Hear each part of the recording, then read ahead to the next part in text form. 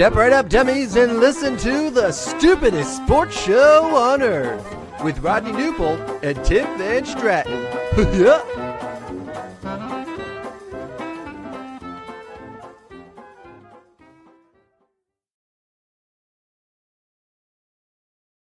Well, hello, dummies, and welcome to episode number 107 of the stupidest sports show on earth. My name, as you all know, is Tim the Intimidator Van Stratton, joined by Rodney Newpol. In a room that is like changing color for some reason. What do you got, man? You got strobe lights going on? What's happening there? That's this other monitor. I was thinking of that too. I'm gonna unplug it. Here. No, I liked it. It gave the show a little bit of juice, man. It's like, it's just like you're green, you're blue. I like it, man. It's a party. It's kind of frustrating. It's kind of annoying, actually. I'm going to end up unplugging this here in a minute because it's bugging me. But I don't know why this other monitor does this. If it's not connected right, it'll change colors. It's green, it's red, it's white. Anyways, here we are. And you go ahead and talk because I'm going to get a drink.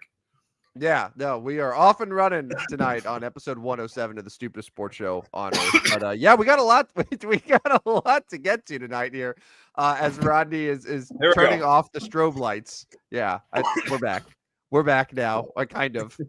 Anyway, all right, you take a pause here. I'll let people sort of come into the show here. So thanks to everyone who's tuning in tonight for the next hour. We got a lot to get to.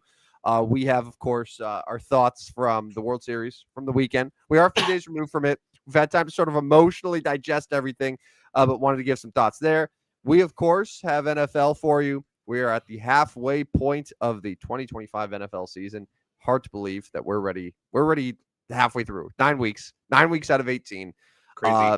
It happened in the blink of an eye. It always does, but we want to look at that trade deadline day, and there were actual moves that happened, which I feel like NFL trade deadline always ends up being vastly disappointing. But this year we had some huge moves. Yeah, we did. We're going to talk about that.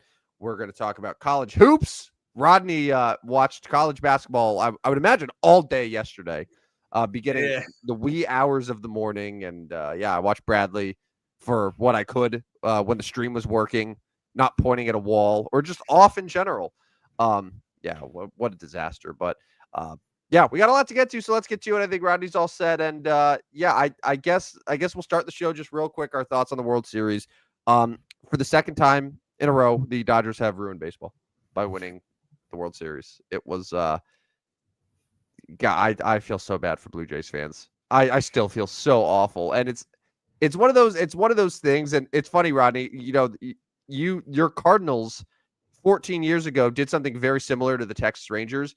And like, I'm sure there were a lot of Rangers fans in that moment that were just like, why do I invest in sports? Like, why do I invest emotionally in this? And it just makes you question everything. And I feel like that's where a lot of Toronto Blue Jays fans were after really not just Friday, but I should say not just Saturday, but also Friday, just with the ground rule double and everything, and just how close they were, and then to lose how they did, and all of the almosts is just painstaking. It's painstaking. And no, but I mean, you got to give the series in general credit for being a great series, a fantastic series, a great baseball series. And Game 7 was riveting, right? Like, we were on the edge of our seat and we didn't care who won.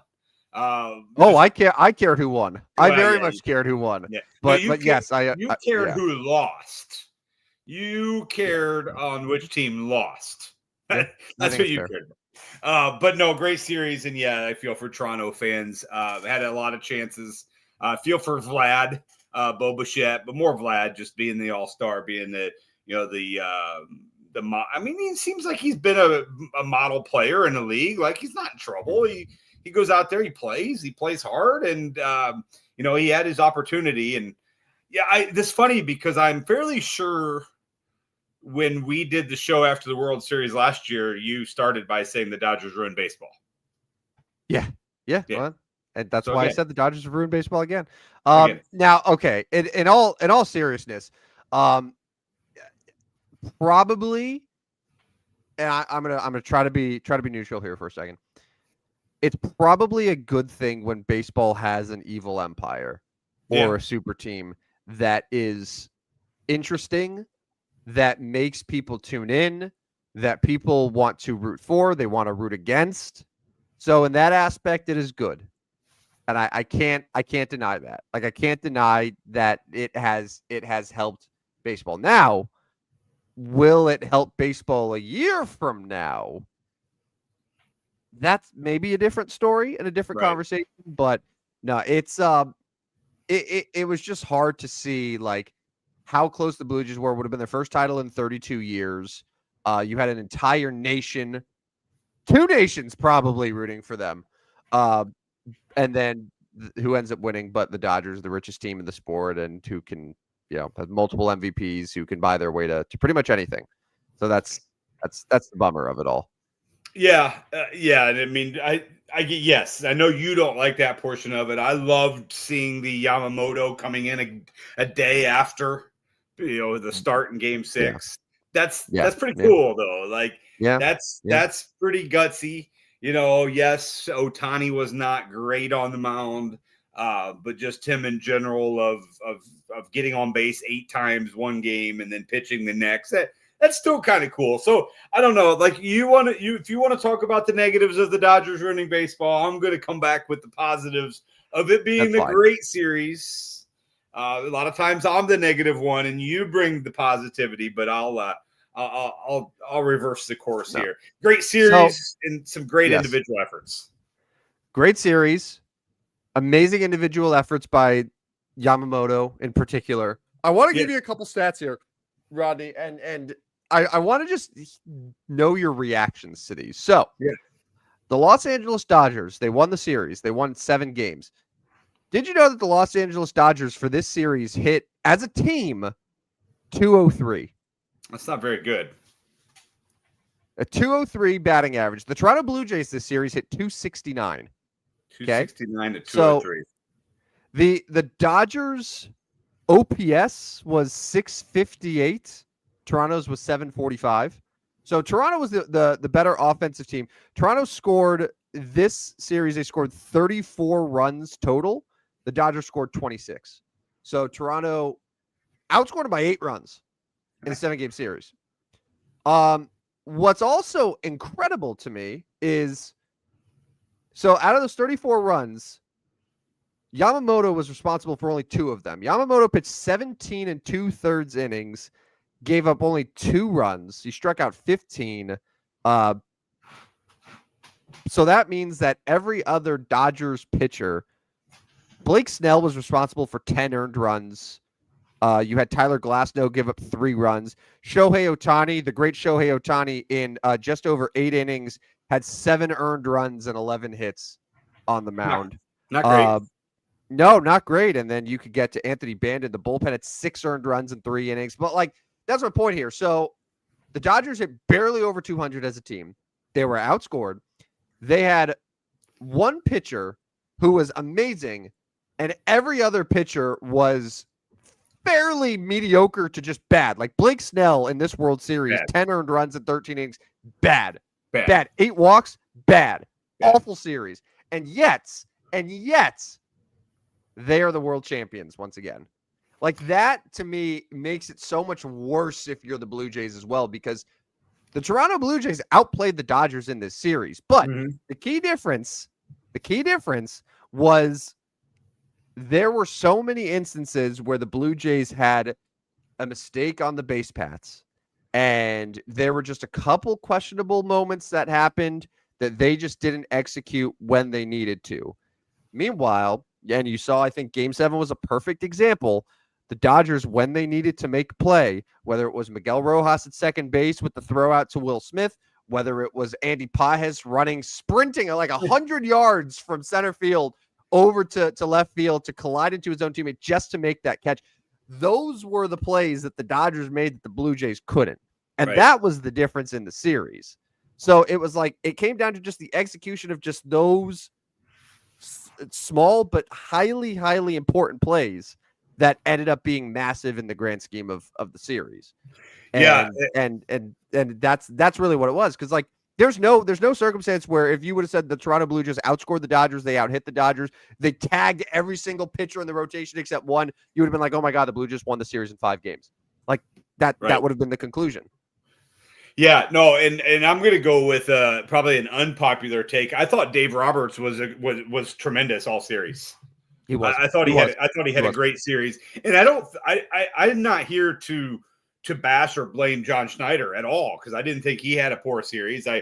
Things sometimes didn't work out his way or they didn't execute right, but everything Dave Roberts seemed to do worked out for him. And that's the crazy part about managing, because like if one or two of those things don't go right, we're talking about, oh, Dave Roberts, big time choker in the World Series. Like just one, like if Pages, like if that ball hits off his glove in center field and the Toronto ends up winning, now we're like, well, why'd they put him in there? Right? Put him in there and it didn't get done. Or, Rojas actually falls down at second base. Well, I should never been in the game. So that's just the crazy little things about the game of baseball that are wild to me. Yes. And then on the other side, it was John Schneider, who, again, like the Blue Jays will lose because of John Schneider, but you can look and say, okay, well, game 3, 18 innings, right? They took out Bo Bichette. They took out Kirk. Springer left the game with an injury, but like, if you have those guys in your lineup, perhaps they score runs and they don't end up losing in 18 innings. Or, there were moments too where, okay, they take out so-and-so and they put in Kiner Falefa to pinch run. Okay, well then Kiner Falefa actually still ends up getting tagged out by Tommy or thrown out by Tommy Edman at third base. Like, though, like his moves didn't work, but Dave Roberts' moves worked. So yeah, I'm with you. I thought that was probably the biggest overall. That was probably the biggest advantage the Dodgers had was managing, and in a world where it seems like managers in baseball are responsible for less and less of a team's success, I thought this series definitely proved that that's not quite the case, and that managing and getting a feel for the game and just knowing the right buttons to push and when to push them is. That was the perfect example, and Dave Roberts executed that flawlessly. Yeah, and I know I'm going to kind of transition to our next thought here, but for Toronto, don't you got to be thinking like, oh shoot, this was probably this could be our only chance, right? Because they're going to be good, but like the AL East is really good. The AL in general has so many options every year that like I'm sure many are thinking, I don't know if we'll ever be back. So I think it's natural to have that thought. One team that comes to mind, though, that I'm sure we said a lot of things very similar, was in 2014. The Kansas City Royals kind of surprised people as a wild card team. They made it all the way to the World Series, lost at a home in Game 7 to Madison Bumgarner, who, by the way, I still don't want anyone to forget. As great as Yamamoto was this postseason and this World Series, it still does not touch what Madison Bumgarner did. I just want everyone to not have total recency bias here. Madison Bumgarner's postseason was probably the best that we've ever seen, and it was better than Yamamoto. Anyway, but that Kansas City Royals team, I would love to go back in time to see what the Royals World Series odds were for 2015 after that series ended, because I'm going to guess that no one expected them to return to the World Series and then turn around and win it. So that's the team that comes to my mind a little bit, to where I'm not necessarily going to write off Toronto. And here's the thing too with the Blue Jays is the AL East is tough, but the American League as a whole is not. And you're looking at like there's Houston, there's the Yankees, there's the Red Sox, there's the Mariners. Like the teams that I know for sure, like, okay, they're going to be like competitive, right? Right. That's it. You don't have to deal with the Dodgers. You don't have to deal with the Phillies. You don't have to deal with Milwaukee winning 95 games no matter what. Like, there's a path for Toronto. Absolutely. Yeah. So I think do you have the World Series odds for next year? Because I know we wanted to talk about those a little bit. Go ahead. What's your first thoughts when those come up? Yeah. So this is on DraftKings right now. They put the odds up pretty much right when the series ended. To no surprise, the Dodgers are the favorites again to win a third consecutive World Series title, plus 370. My Yankees are second at plus 750. Understandable. And then you have the Phillies, followed by the Astros and Mariners, who are tied Keep in mind, the Astros missed the playoffs altogether. The Mariners came within one game of the World Series. They're tied right now. Then you have the Mets, Red Sox, Braves, and then you get to where the Blue Jays are. The Blue Jays at plus 2,000 right now. It's the same odds as the Brewers and the Padres. And then you get Cubs and Tigers before things start to fall off a little bit. So, yeah, I'll ask you this, Rodney. If you had to place a bet on any team that isn't the LA Dodgers for next year, who would it be? Honestly, I have, and this is hunch only. Mm-hmm. This is hunch only. I think now, granted, they have to do it wisely.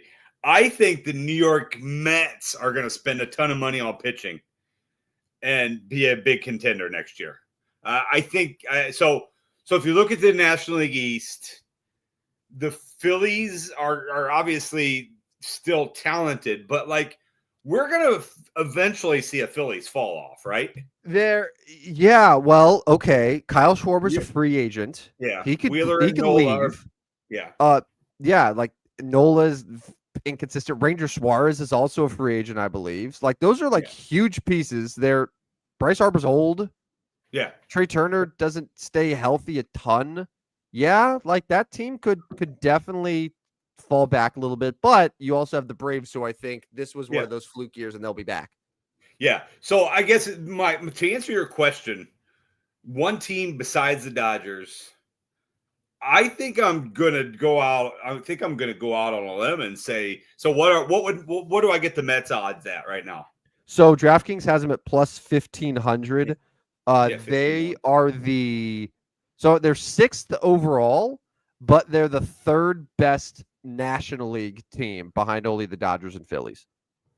Yeah. All right. Yeah. I don't mind those odds. I would take a flyer on the New York Mets at 15-1. Mm-hmm. Yeah. Now you look at the Mets and like Pete Alonso is not opting in, so he could leave again. Francisco Lindor, we mentioned Bryce Harper is old. So is Francisco Lindor. He's old. But I think the Mets are going to find a way to pay a lot of money on pitching. Now, that may not always work, but I think they're certainly going to upgrade their pitching and have a potential to be really good. Is Francisco Lindor old, or are we just like he's 31? Doesn't it feel like he should be like 36? I mean, yeah. I feel like he's old, and maybe at 31 he's not, but I feel like he is definitely aging. But but yes, I'm at 15-1. I don't mind those odds. American League, heck, I'm probably going back to the Yankees because I think they're going to spend money too. I think you're going to see the Mets and Yankees spending the most money this offseason. I really do. I think they're both going to spend it. Yeah, I do. There is a part of me that feels more and more like the Yankees are really going to try to be aggressive and spend money, and they just saw what the Dodgers have done the last couple of years, and not really throwing too much caution to the wind of how they spend. Yeah, I liked the way that the Yankees built their roster this year, where they made up by losing Juan Soto with, let's fill that gap with Cody Bellinger, with Paul Goldschmidt, but like ultimately. You need just total game-changing players. Yeah. Like game-changing players, which is why I think like Kyle Tucker is someone who I think they're going to be very, very aggressive in. And they are getting Garrett Cole back at some point next year as well. And then that has the potential to be a really, really, really strong rotation for them with Cole and Fried and Rodon and like all these guys. So yeah, I think the Yankees definitely make a lot of sense there, but I still think, and this was a team that you and I were I think pretty high on going into this year. I think the Mariners are going to be back. I don't think that this was a fluke for them. I think the pitching is really strong. You have Julio Rodriguez, who's young. You have Cal Raleigh. Even if Cal Raleigh doesn't have 60 home runs again, like it's a great bat. Like that's a team that doesn't really have any glaring weaknesses when I look at them right now. And I think that they're in a good spot to repeat as division champs and have a chance to be in the ALCS again. And like they were up 3-2 in that series. Like they could have easily been in the World Series as well. So yeah, I mean, you look at the American League West, like the Angels in the Athletics are not competing. So now it comes down to a Rangers team who we've seen kind of, either get old or not be nearly as good over the last 2 years. And then Houston, who like didn't make the playoffs last year, and I have no idea what direction they want to go now. So yeah, this is Mariners are a good choice, at least to get there. And yeah, I could see that being my American League money. Mets, Mariners, I'd be pretty happy with taking both those flyers. Yeah. Long shot teams, because the Blue Jays going into this season were probably in that plus 3,000, plus 4,000 range. So some of the teams that are in that range, you have the Guardians, Orioles, Rangers, Reds, Royals. Oh God, we loved the Royals going into this year. Giants, Diamondbacks, Rays, any of those teams that I know it's so hard because we haven't seen an off season yet of moves, but do you think that it's one of those things where it's like the Giants make a couple moves? The division's so tough, though. Yeah, I mean, I'll kind of steal your thunder here and go Cincinnati, right? Like Tito gets his second year with the club, still a fairly young nucleus that I think will be willing to spend some money. Like, I don't know. I don't think Cincinnati's a total small market team. I think they are willing to spend some money. Now, what that means, I'm not real sure. You still have a couple stars there. I wouldn't be opposed, obviously, depending on what they do in the offseason, to Cincinnati. Yeah. I don't know. That's a team that I feel like is very offseason dependent on me. But yeah, like the management's in place. They have good pitching. They have some bats that you could definitely like. But I think they had too many opportunities this year to really just cement themselves as a playoff team. And granted, they made the playoffs. Yeah. But how much of that was just the Mets having a totally epic disaster of a collapse? Like, yeah, and not just the Mets, but Arizona wasn't great down the stretch. St. Louis was terrible down the stretch. San Francisco wasn't very good down the stretch. So they were kind of they were the next best. Yes, right. So it wasn't like they made the playoffs, but in a lot of ways, the playoffs were sort of just handed to them. And you could tell that they weren't nearly at the same level as other playoff teams with how easily the Dodgers took care of business. Like the Dodgers beat them by 7 runs both games, and that was it. It looked like Cincinnati didn't even belong. So like that is probably why I'm a little bit hesitant to go there. But I was the Reds guy this year. I was the Reds guy, but I want to see them take it. I don't want to see it handed to them. I want to see them take it. There you go. So that's we go. All right, let's pivot here until next time, baseball. But now it's football season, and the trade deadline was today. And I got to be honest, I did not expect, in theory, the New York Jets. We should be like, oh, that's a fire sale. But I was still shocked when I saw Sauce Gardner was going to the Indianapolis Colts for 2 first-round picks and A.D. Mitchell. That was one of the bigger NFL trade deadline moves that I can recall. Not only are the Jets selling a guy who was a corner for that team, but also the Indianapolis Colts have gone all in. Yeah, they're all in, that's fun to see. So, what were your thoughts when you saw that Sauce Gardner trade go down? Well, that's an interesting one. And A.D. Mitchell's a talented receiver. Now he hasn't never put up the numbers quite yet, and going to the Jets will certainly make things interesting there. They need guys to throw the ball to. That's for sure. But no, that was an interesting. And you're right, they are all in. Now we'll see how it works, right? Like going all in with Daniel Jones as your quarterback. I don't know about that. Good luck, Colts. It's funny because if this was a week ago, you're probably like, sweet, we have everything in place. But last Sunday, and we're going to get to best bets. I don't want to toot my own horn. But did I not call exactly what would happen in Pittsburgh? Yeah. Yeah, no, you did. You did. You got it. You nailed it. But like that looked like Daniel Jones on the Giants. Yeah. With the turnovers and just looked very uncomfortable. Now, perhaps that was just good old-fashioned Mike Tomlin, Pittsburgh Steelers, or perhaps that was a sign of turning into a pumpkin. But it just it's just funny how it works out where after that game, the Colts were still comfortable mortgaging their immediate future and going all in. Yeah, no, that is interesting. And, you look at the AFC, you still have the defending 3-time AFC champions there. You've got the Chargers, who, I don't know, without Joe Alt, I'm not so sure they're a contender. You've got Denver, who's there. You've got, who am I missing there? Baltimore will probably emerge out of that division. So, yeah, I guess the Colts think that they can contend with that. And maybe that they don't. I guess they don't need AD Mitchell, right? I mean, with no, with he's been buried. He's been buried on that depth chart. Pittman, and then Warren is catching a bunch of passes. So, they're all in. But yeah, after the blowout loss is interesting. I mean, it just happened to be a trading deadline, but yeah, to see them get blown out by Pittsburgh and then be like, oh, they're all in is interesting. The Jets also moved Quinnen Williams, who is a Pro Bowl defensive tackle, great interior lineman, and so the Cowboys got the linebacker, I think Logan Wilson from Cincinnati, and then they get Quinnen Williams. That's another team where they have 3 wins.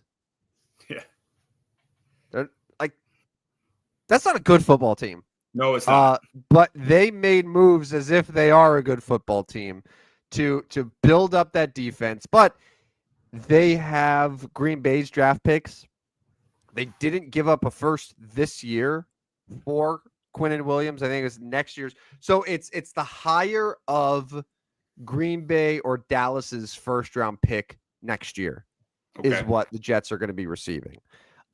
But second this year, they also gave the Jets Mozzie Smith, but that move was also surprising, I guess, to a degree. And now suddenly Dallas has Quinnen Williams and Kenny Clark in that interior defensive line and draft capital. Right. So I think a lot of that was a play at next year rather than this year. Oh, I think so as well. And I wonder. So I know we talked about this earlier, or maybe it was before the show. I'm changing subject real quick. The Bulls won tonight, by the way. Is that right? They were down 45-27 at the end of one, and they won 113-111. So I wanted to break in with that because that's a huge comeback win for them. That's a bad loss if you're the Sixers, but boy, that is a really impressive comeback win for the Chicago Bulls, who are now 6-1. Right. Yeah. Right. I think eventually we have to acknowledge what the Chicago Bulls are doing. I know we talked a little bit about them on Friday, but that's impressive. Josh Giddey, 29, 15, and 12 tonight. So good work by Giddey there. But anyways, back to NFL. It was an active deadline. Shaheed went from the Saints to the Seahawks. Seahawks look like they want to try to say they're as much all in as they can be. I mean, you've mentioned it a couple times. Seattle's good. They're good. What are they, 6-2 now? 6-2, yeah, but that entire division outside of Arizona is 6. Yeah, it's a great division. Yeah, 6-2. Darnold is still playing very well. Yeah. Shaheed is going to a team where he already knows the offense because Clint Kubiak, who's now the offensive coordinator for Seattle, previously was with New Orleans. Yeah. So already has familiarity. I think he'll be able to space the field, allow a lot more room for Smith and Jigba. Torrey Horton also had a couple TDs on Sunday nights. He's a late round rookie who's been super impressive for them. Like, that's a team where I think a lot of people were sort of like, I mean, they're just okay. No one thought anything of them, but like, that's a fun offense. That's a fun offense where they have running back depth. They have a good quarterback. They have solid receivers. Clearly the coaching's good. I don't know what their ceiling is, but like, that's a team that I think a lot of people underestimated, and they've been impressive for sure. Yeah, I mean, you mentioned their ceiling. Like, okay, so let's say they do win the NFC West. Okay, great.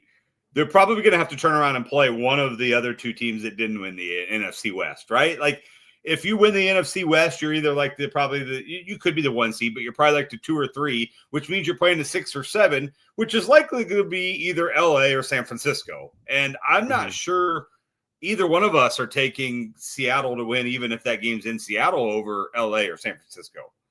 Well, it's funny that you say, even if that game's in Seattle, because I'm guilty of this as well, where I just assume that the Seahawks are always so great in their own building. But for whatever reason, the last couple of years, the Seahawks have not been a good home team. No. This season, they're 2-2 at home. They're perfect 4-0 on the road.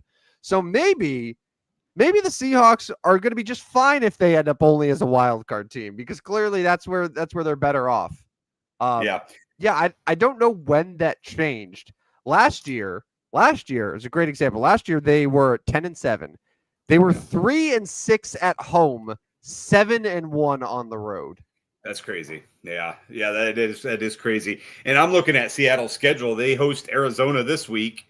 Now they have the Rams coming up, and then they have the Titans and Vikings. Like, they've got winnable games out there. The Seattle team, they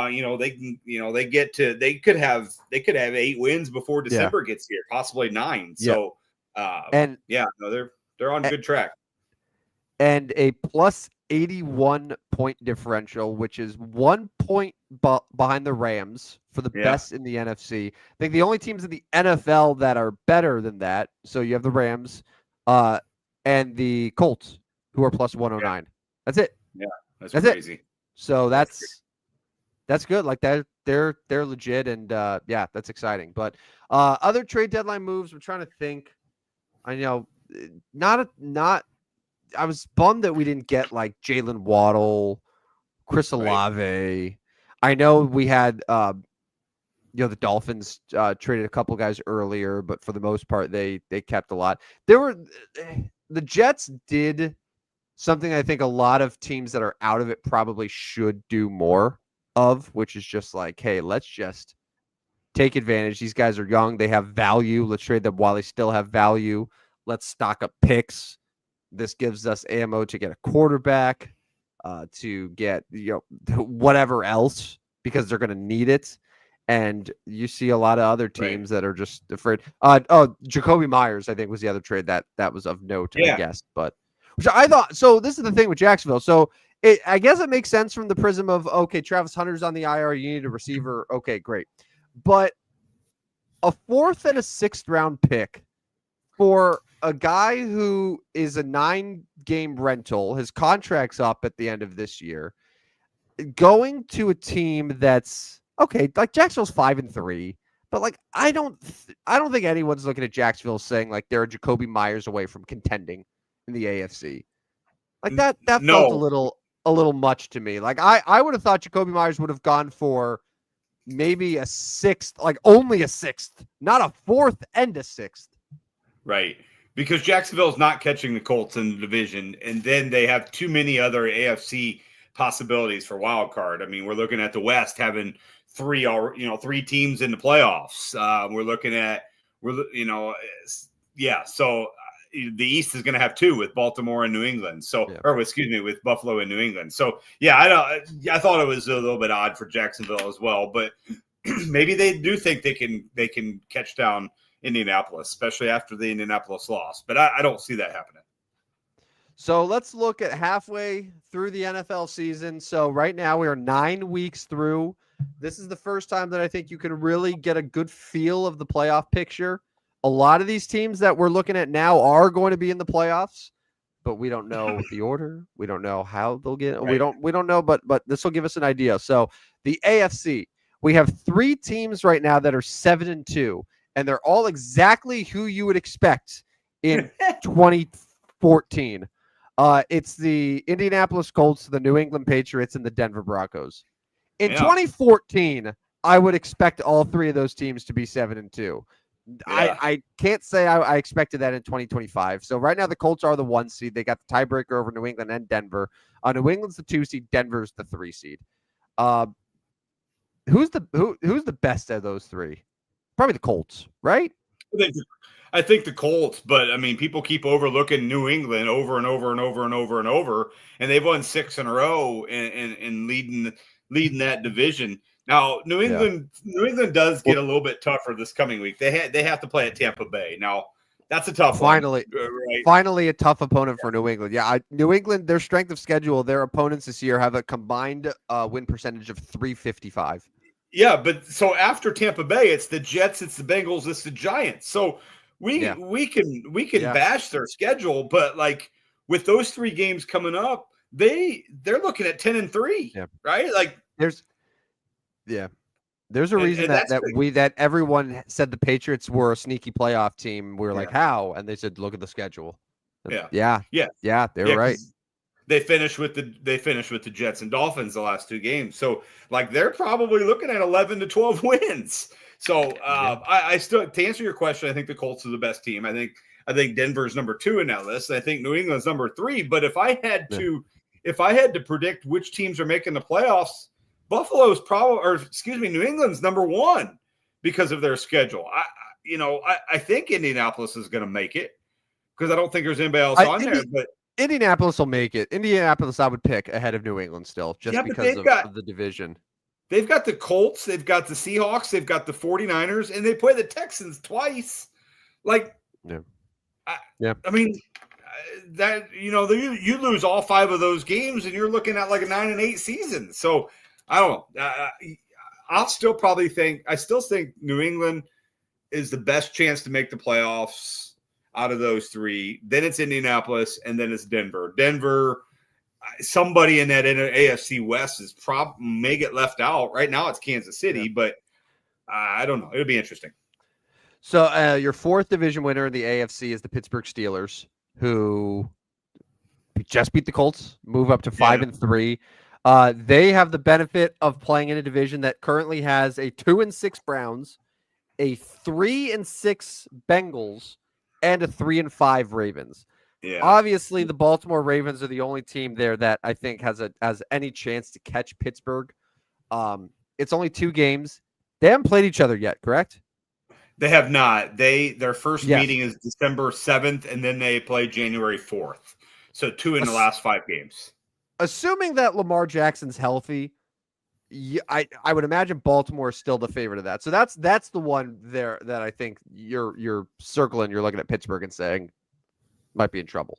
But after them, you have Buffalo, who's a half game behind New England right now. They've played 1 fewer game. They're 6-2, and also currently are on the losing side of the tiebreaker with them.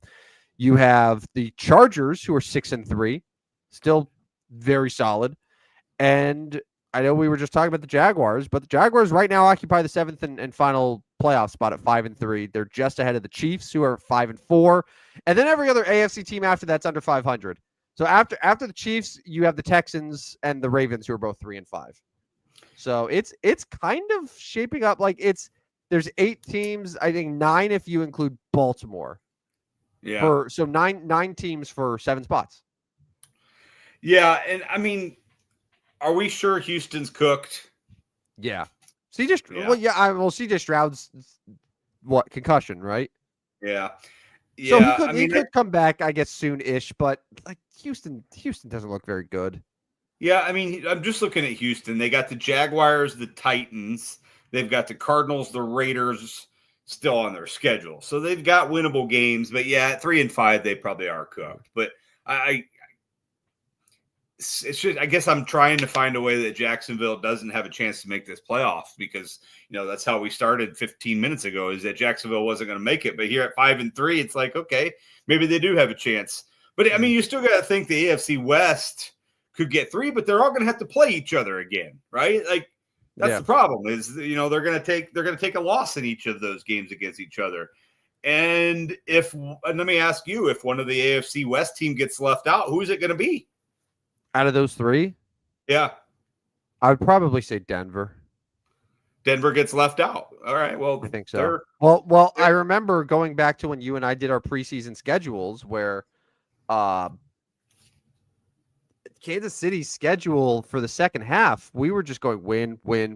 Yeah. Like it lines up very favorably for them. And I think that they're clearly improved from the first couple weeks of the season. They just lost to Buffalo, but like I'm not worried about Kansas City. I think Chargers are good. Really, I'm picking on the Broncos here because the Broncos have won so many close games, and I think that out of the 3 teams, they have by far and away the worst quarterback. So Chargers don't have Joe Alt anymore, though. yeah, that one hurts for sure. That one hurts for sure. Definitely something to consider. But yeah, I would say Denver is my team that I would leave out of that group. But honestly, if you ask me today, I think all 3 of them make it. Yeah, just like last year. Shall we get to my power rankings? Well, real quick, I want to give you the NFC side. Oh yeah. Let's go. NFC side. So the Eagles are currently your 1 seed at 6-2.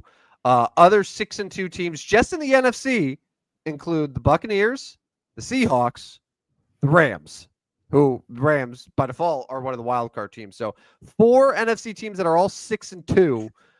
You have the Packers, who are currently leading the NFC North at 5-2-1, and then other wild card teams are San Francisco and Detroit. And right now, don't look now, Rodney. The Chicago Bears and Detroit Lions are both 5-3. Yeah, and Detroit has that tiebreaker thanks to that week 2 slaughter. And there's one other team in the NFC that has a winning record. Just like we all predicted at 5-4, it's the Carolina Panthers. Yeah, that's wild one. I was going to mention Bears Lions week 18 in Chicago could be an interesting one for playoff rights. But like if you look at okay, I'm not going to bash the Bears because they've played pretty well. They got the Giants coming up, okay. But let's talk about their last 6 games. They're at the Eagles, at the Packers, with the Browns, with the Packers, at the 49ers, with the Lions. That's not an easy slate for old Wonder Boy. No, that's one. The Browns one is a win, but those 5 games, they will be, I would say, decisive underdogs. Yeah, and all of them. Yeah. Home with the Packers right before Christmas, probably still underdog, maybe a couple points there. The Bears-Packers play twice in 13 days. So, I mean, but if you're a Bears fan, you got to be excited because we are coming up on mid-November. Now, let's say they beat the Giants. They're our favorite this week. If let's say they beat the Giants, they're going to go to Minnesota in week 10 and be right in the middle of a playoff hunt for the last 7 games, which is awesome, right? Like that's what you want. Yeah, that's exactly what you want. That's a successful season for them. Yeah, absolutely. And you sneak away a couple of those wins, and who knows, maybe you do sneak in. But I'm probably taking the Bears to not make it. Yeah, I would say the 7 teams right now that currently have playoff spots are the 7 teams that will make the playoffs in the NFC. Yeah, I would probably agree with you. It's basically if not, you're saying one of the Bears, Panthers, or Vikings, or a team like Dallas or whoever would make the playoffs over Detroit, over San Francisco, the Rams. I don't see it. Carolina still has 2 games against the Saints left this year. They do. I like Carolina's schedule. They got the Saints this Sunday at home, at Atlanta, but then at San Francisco. So then, but then they have a stretch where it's like the San Francisco, the Rams, then a couple weeks later it's the Bucks, then the Seattle coming to Carolina, the best road team in the NFL with the best home team in the NFL, and then the Bucks. Like that's a tough schedule. I think Panthers are going to fade a little bit, but hey, 5-4. You ask Panthers fans, I'm sure they're excited about it. All right, let's get to your power rankings. Yeah, so interesting week. The teams at the top seem to lose a little bit more. Here we are. I'll go ahead. Week 9. I just posted them this evening. A lot of times I'll do it in the morning. I had it ready this morning and did not get to posting it. But here we go. Number 32. I'm going to drop the Titans to 32. They suck. They do. Bad. They aren't very good at all. Yeah. They aren't very good at all. And there's a lot of arguments for a lot of teams at this spot. For number 32. I got the Jets out of that 32nd spot because they won a game, ? So they won 39-38 over the Bengals. Titans won 4 or 5 weeks ago. Who'd they beat? They beat the Vikings. No, that was preseason. They beat the Cardinals. Oh yeah, epic loss from Arizona in that one. You're right. So both those teams. Yeah. And that's their only win, right? Yeah. So both the Titans and the Jets both have epic come from behind wins. I'm going to go Titans 32. if the Titans end up with the number 1 overall pick again, obviously they have their quarterback. They're not going to draft someone else. Is that a take the best non-quarterback available, or is this a situation like what the Bears did and they just get a haul for that first overall pick? I think you I would probably consider the haul. I would consider the haul if I'm Tennessee. Yeah. Yeah, I think you got to. 31, I'll go the New Orleans Saints at 1-8. Both the Titans and the Saints are 1-8.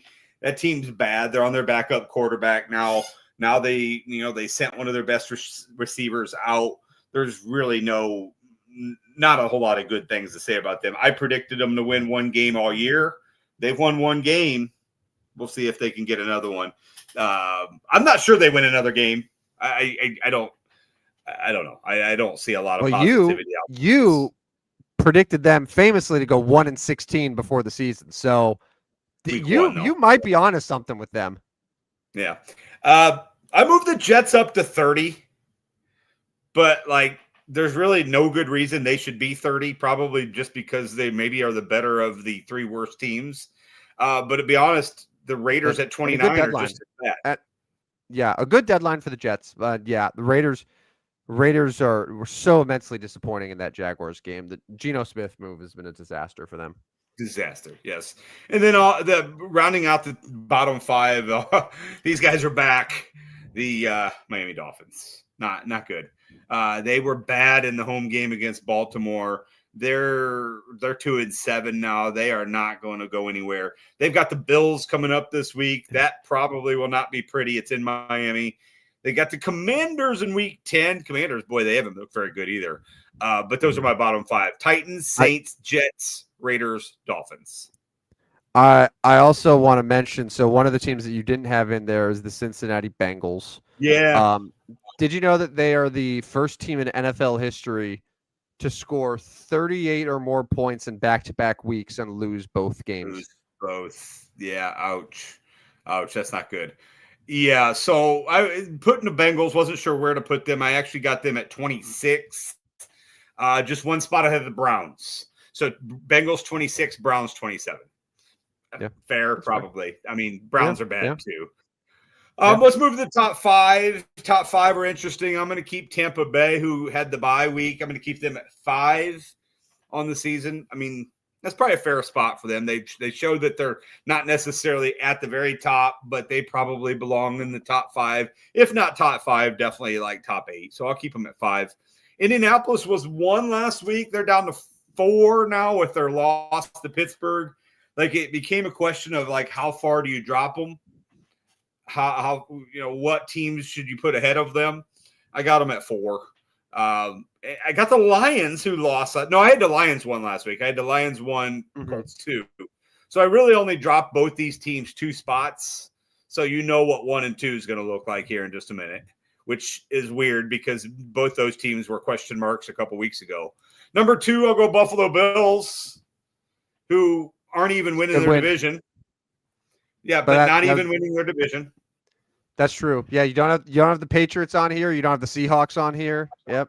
I have the Patriots. No Broncos. I have the Patriots 11. No, I have the Patriots 11. I have the Broncos 14.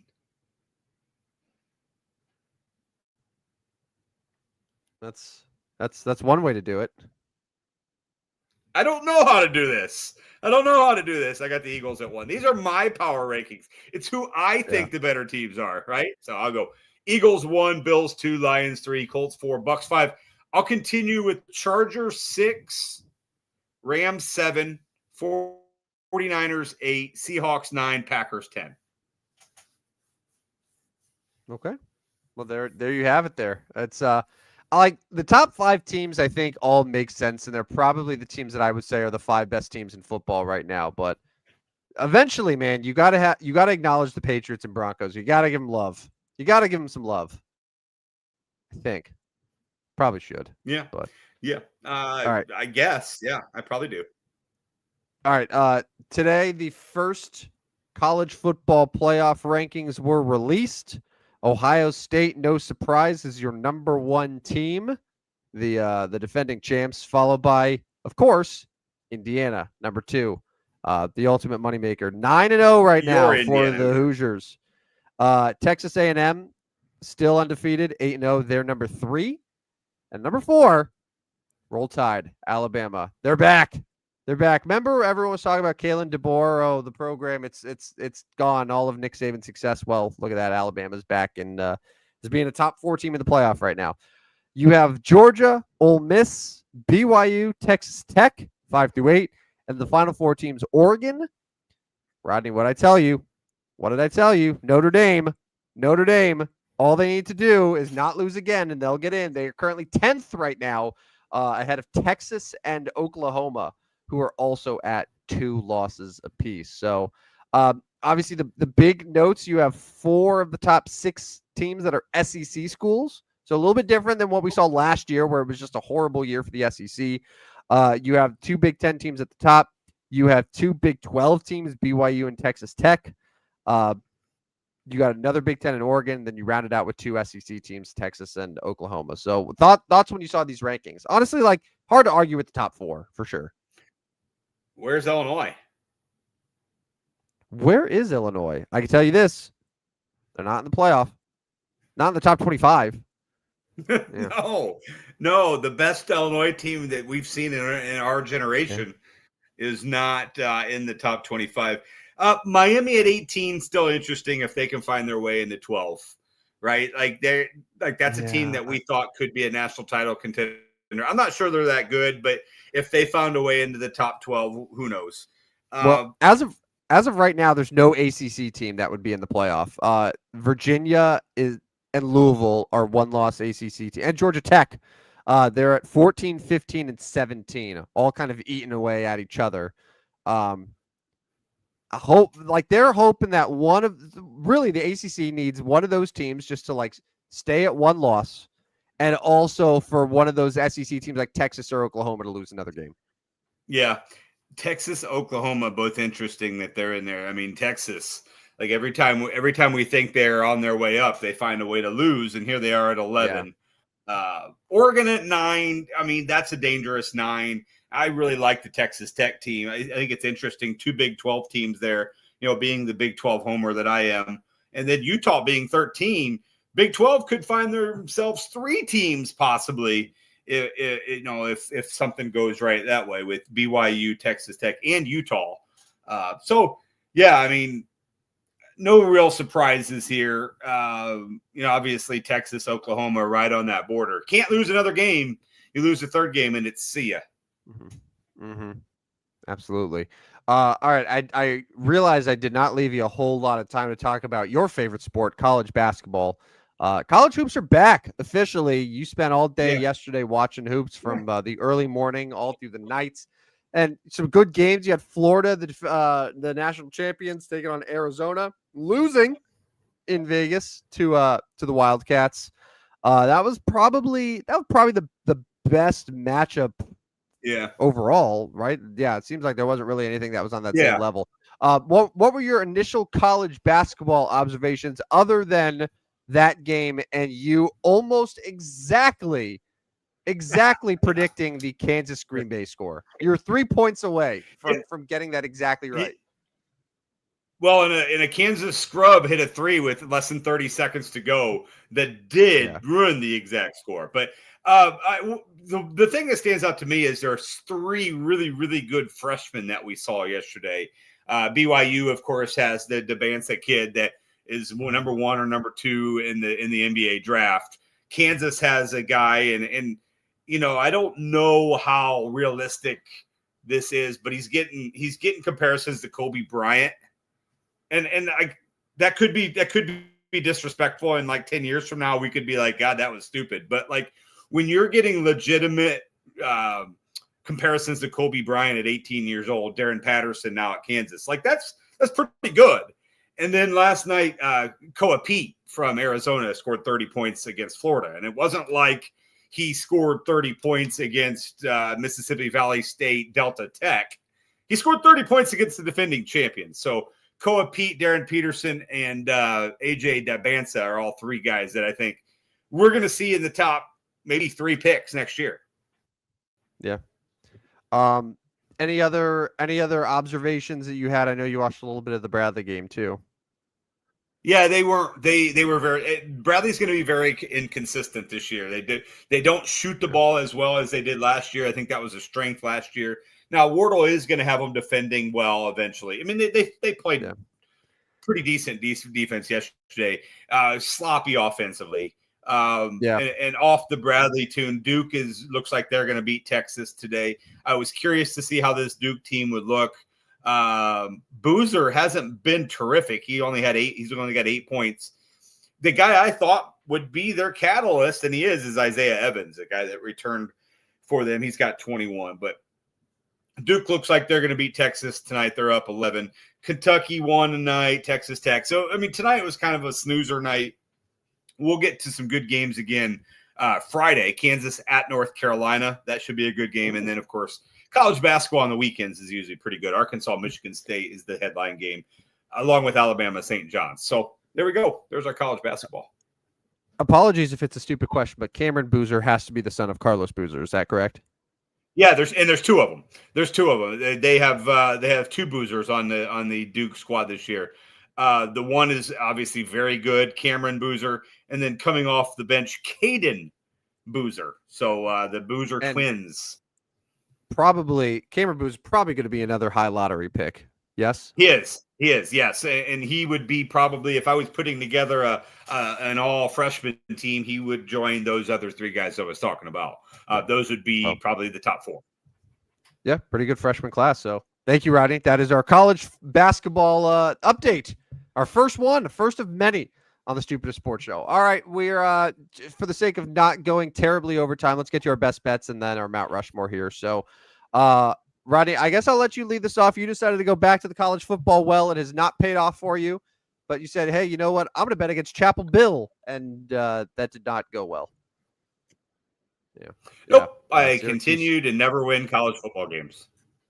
Syracuse, 2.5-point favorite. They were destroyed by North Carolina. So I'm proud of this one. The Chicago Bulls, I said they're feisty. I think that they'll compete, and they won outright against the New York Knicks. This was last Friday, and as you heard earlier on in the show, the Bulls came back from 24 points down to beat the Sixers to improve to 6-1 on the year. So Chicago Bulls, man, there's something there. It's exciting. So a good NBA win for me. Speaking of the Sixers, they did not get it done against the Celtics. Celtics won outright, so I started 0-2. Pretty much been the theme of my best bets for betting this year. It's like the Friday games. The Friday games have been tough. Yeah. Okay. All right. Once again, I did the obvious thing, and I said, hey, the number 2 ranked team in the nation that's 9-0, that has a dominant offense and an elite quarterback and a great head coach, is only favored by 3 touchdowns against a clearly inferior team. I'm going to bet that favorite. And Indiana destroyed Maryland, just like they did. Who was it? UCLA the week prior, 28.5. They beat by 50. So yeah, easy money. Indiana 21.5. Cash it. That's 2-0. Speaking of easy money, betting against your New York Giants seemed like to be a good answer. 49ers got it done. I'll take my easy money on this one. Whack Wones. He's looks competent. He looks competent. Like he does. They can hang. All right, I'll hang my hat on this one. I said this is the exact type of game that Mike Tomlin's Steelers will win, and they handled business, man. It wasn't like they pulled it out by their ass. Like they were up big early, and they just like never let the Colts offense get comfortable. And Steelers went outright as a 3.5-point dog. So that was a 3-0 start for best bets until things started to get a little bad. So Rodney, I feel so bad for this one because the Bengals Bears game was obviously insane. It will look like it was a for sure loss, and then an incredible win, and somehow became a bad beat. And the Bears ended up winning. So what was it? 47-42 was the final. Yeah, awful. So I got nothing. Plus 2.5 is a loss there. I got nothing here, man. The Lions, I thought they would crush the Vikings. That's Skeeter and I on Fantasy Focus were talking about it. We're like, this is the chance for Detroit to put up 40 plus. going up against JJ McCarthy. And the Vikings went outright. Don't look now, but JJ's 2-1 as a starter, but 2 of those wins coming against division opponents on the road. So, yeah, that was a tough loss. I won my last one, finished with the 2-3 record. I got the Buffalo Bills plus 2.5. And I mentioned I would take them money line, but because it's best bets for betting, I can take them at plus 2.5 and it'll work the same. So I got Buffalo. Congratulations to me. But I went 2-3 and still did not catch you. Yep. And what started off as a very promising week ended poorly thanks to the Lions and also the Cowboys, who were thrashed by Jacoby Brissett. I couldn't watch, of course, being a YouTube TV customer, but from what I heard, the game was gross. And the Cardinals were dominant. The Cowboys' defense, at least, is terrible. There's a reason that they've tried to get all these acquisitions to improve things. But that brings me to 3-2 on the week. So after 10, 11 weeks of best bets for betting, Rodney is 23-27. I've moved up to 28-22. I know this is killing Rodney. The one thing that he prides himself in is being the best bets winner over me. And the Substack's still great. The Substack's great, but at least what we're doing here on the show has been it's been lopsided as of late. All right. Let's get to Mount Rushmore's here. Number 7. I got a couple names that immediately come to mind. I'm sure you have sure you have similar ones. Baseball you mentioned last week. Mickey Mantle. Like Mickey Mantle for sure. Number 7 comes to mind for me. 18 years all with the New York Yankees. He's a for sure Mount Rushmore. NFL. There's a couple guys, but John Elway to me is a number 7 that immediately comes to mind. So Mickey Mantle, John Elway are locks. Who else do you think of? Yeah, I think they are locks, and I can go with I will throw a lock at Pistol Pete Maravich. I think could be a lock for this one as well. He did wear 7. You could also look at Carmelo Anthony if you wanted to. I mean, Carmelo Anthony's very good. I'm probably taking Pistol Pete, just kind of more of his like the history of Pistol Pete, and I don't know. I don't know. Am I wrong taking Pistol Pete over Carmelo Anthony? I don't think you're wrong. No, I think Pistol Pete's one of the greatest NBA players of all time. I would probably say if you put together a list of the top 100 players in NBA history, I bet Pistol Pete and Carmelo would be. I think they would be fairly close to each other, and probably Pistol Pete would be a little bit higher. So yeah, so how about this? I think Pistol's good, and also I think Carmelo Anthony spent a lot of time in 15 with Denver, which is how I think of him. I know 7 was his number with the Knicks and a few other places, but I think of Carmelo as 15 as well. So Pistol Pete makes sense to me. So because we are over our hour, I got a real quick idea here for you. We've got Mickey Mantle in Major League Baseball. We've got John Elway in the NFL. We got Pistol Pete in the NBA. And I vote we go Phil Esposito in the NHL, and we call it our Mount Rushmore. Yeah, I'm good with that. Yeah, I mean, I can live with that. I mean, Phil Esposito, obviously very good. Yep. Couple honorable mentions: Ben Roethlisberger, Boomer Esiason, Michael Vick, Joe Theismann, Ron Jaworski. So big quarterback number. Baseball. There are a few baseball dudes that we probably could have considered as well. I think that the Mount Rushmore is good as is, but like Pudge Rodriguez, 21 seasons wearing number 7 behind the plate. Kenny Lofton, Craig Biggio was number 7 Hall of Famer. Joe Mauer, number 7 Hall of Famer. So there's some good options, but I like our Mount Rushmore a lot.